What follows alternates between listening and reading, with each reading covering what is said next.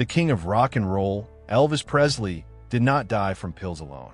He was slowly being killed by another curse, far more hidden and insidious: pathological competition.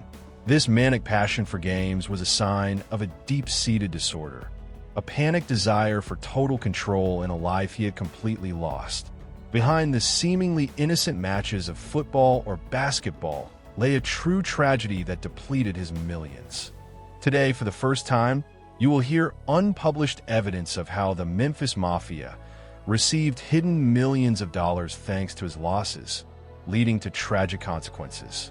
Don't change the channel. Prepare yourselves, because what you are about to hear will forever change your perception of Elvis Presley. Today, we will reveal 10 undeniable pieces of evidence that gambling addiction became one of the main catalysts for the tragic end of Elvis Presley's life. Evidence number 1. The illusion of control, the maniacal desire to win. The first piece of evidence is the internal demon that drove Elvis to constant victories.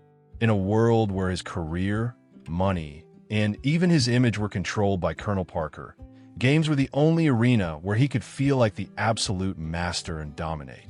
His pathological need to win, whether it was basketball, ping pong, or poker, was not just a competitive spirit. It was a desperate cry from a soul yearning for some kind of stability and power. This pressure on his entourage was unbearable. They had to yield. They had to lose. Because the king's loss meant anger, suspicion, and, most importantly, a reduction in their funding. This created an artificial reality where Elvis was unbeatable. But did he realize that his friends were merely playing their part, maintaining his illusion of power as long as he generously gifted them? If you think this was just an innocent pastime, prepare yourself for evidence number 2 to find out exactly how this desire for control turned him into a golden cage for his entourage, who were earning insane money for this role. Evidence number 2. The Memphis Mafia as a staff of stooges. The price of false friendship. His Memphis Mafia, loyal friends, bodyguards, assistants, were at first glance his support. But evidence number 2 reveals a cynical truth. They were highly paid stooges, earning insane money for maintaining his destructive addiction. They encouraged his passion for games because it was their job to keep the king happy and thus generous.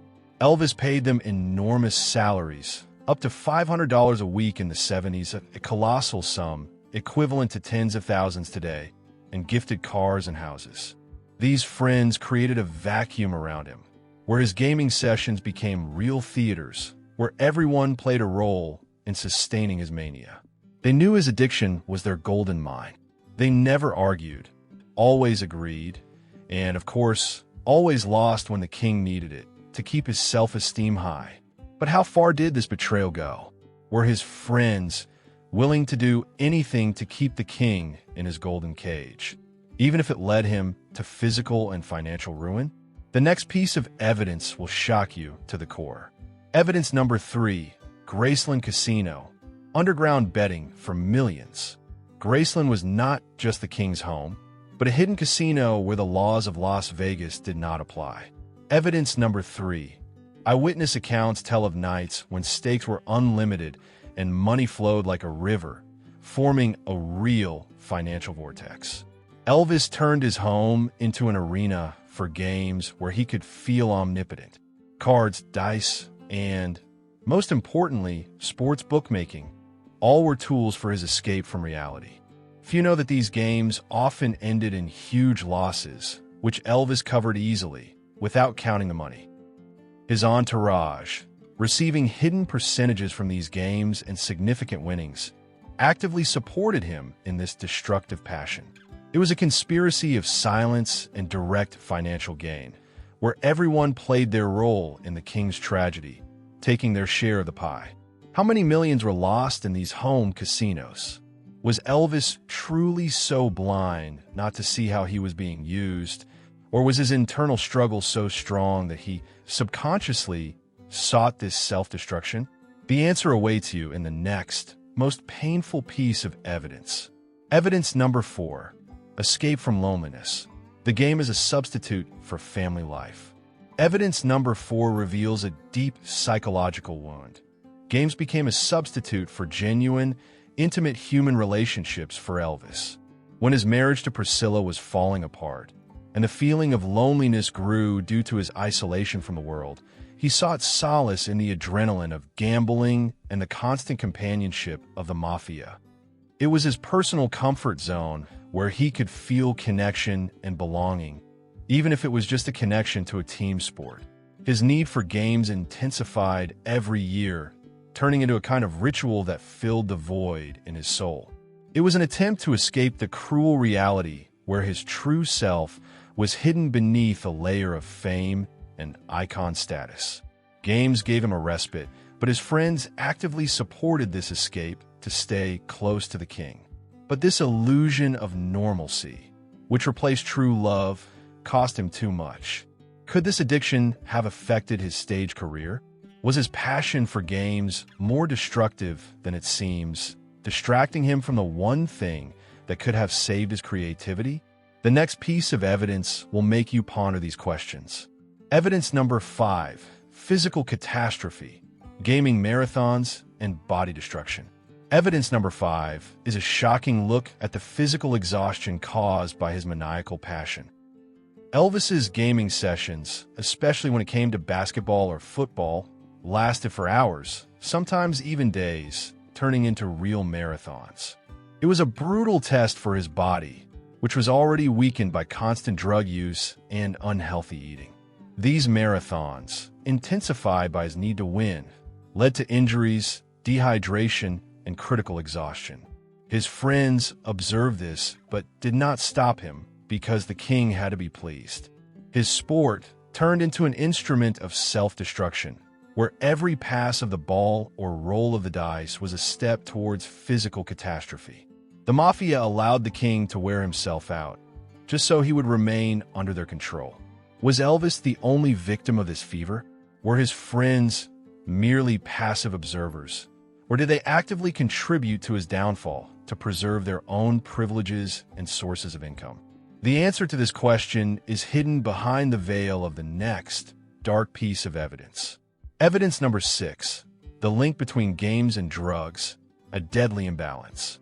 Evidence number 6 is the terrible connection between Elvis's gambling addiction and his growing dependence on prescription drugs. These two passions fueled each other, creating a deadly cocktail.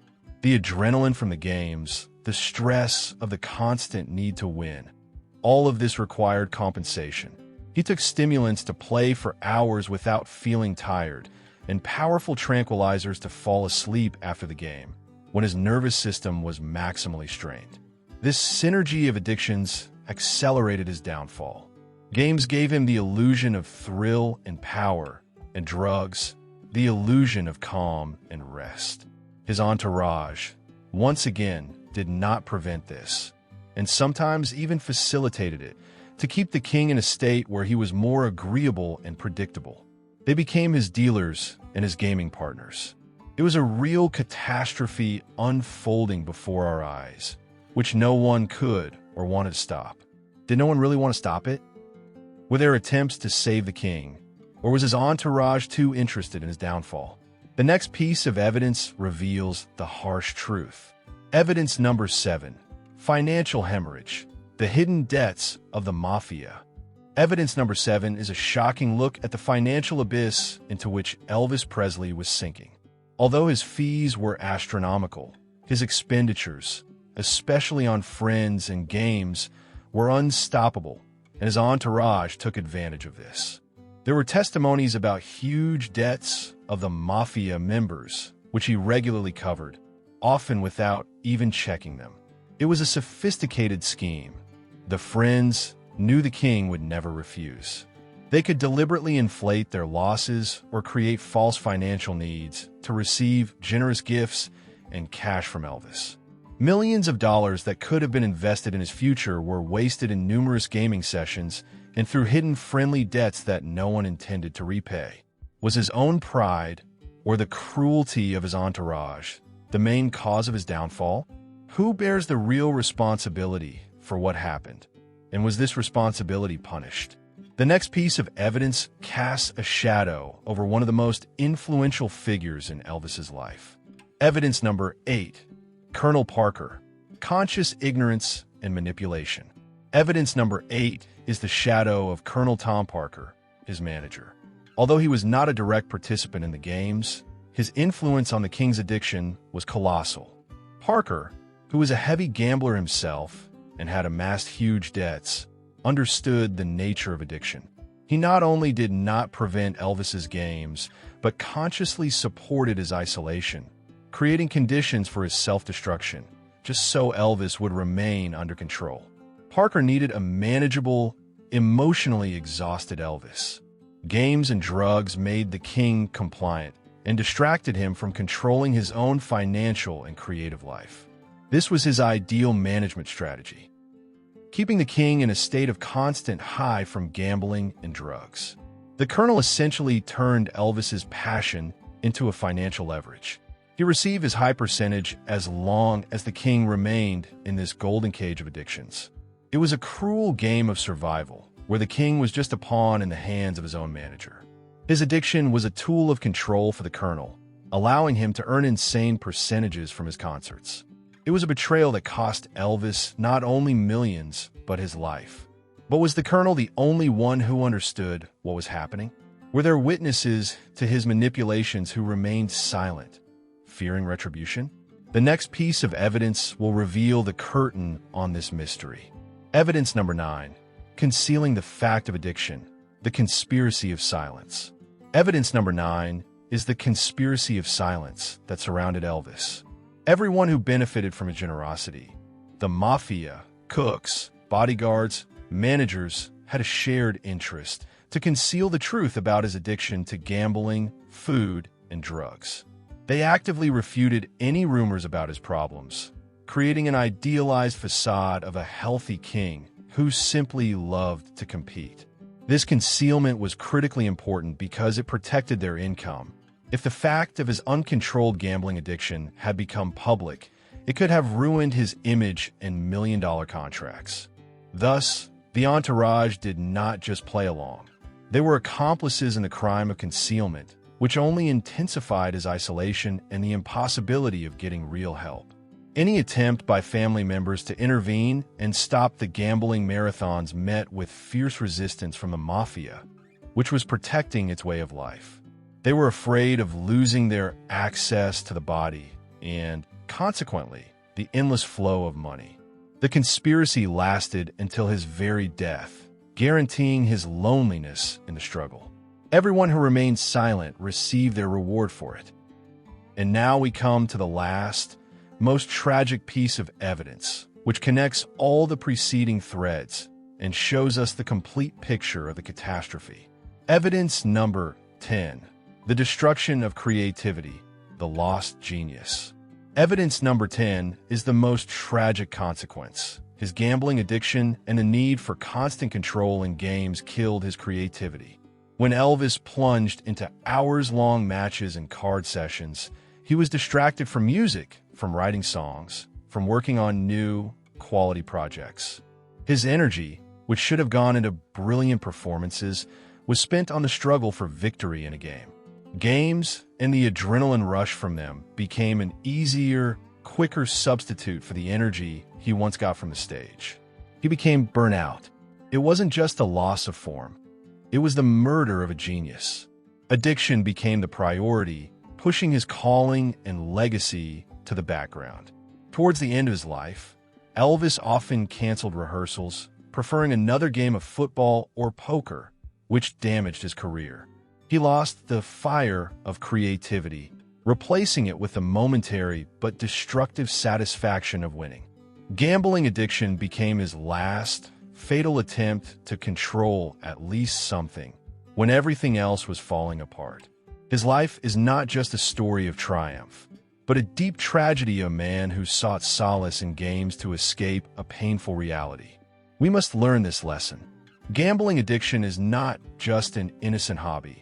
It is a disease that destroys lives, ruins families, and devastates souls.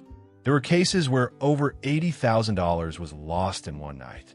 So, The truth about Elvis Presley turned out to be much darker than we could have imagined. His gambling addiction was not just a hobby, but a hidden disease that eroded him from the inside, turning the king into a victim of his own entourage and unbridled passion. It was a true, unspeakable catastrophe that accelerated his downfall and forever left an incurable wound in the history of rock and roll. Final verdict. The king was killed not only by pills, but by the total betrayal of those he called friends, who encouraged his addiction for the sake of their own millions in profit. But this is only the tip of the iceberg. Elvis's story still hides countless shocking facts about betrayal, about his last tragic days, about his relationship with the Mafia. We promise that in the next video, we will reveal these details, which have been hidden from the public for decades. Don't miss the continuation in the series Dramatic Facts from the Life of Elvis Presley. Don't let this truth disappear. If you don't subscribe, you risk losing access to the most important investigations and shocking facts. Subscribe right now and become part of those who seek to know the real history, not just convenient myths.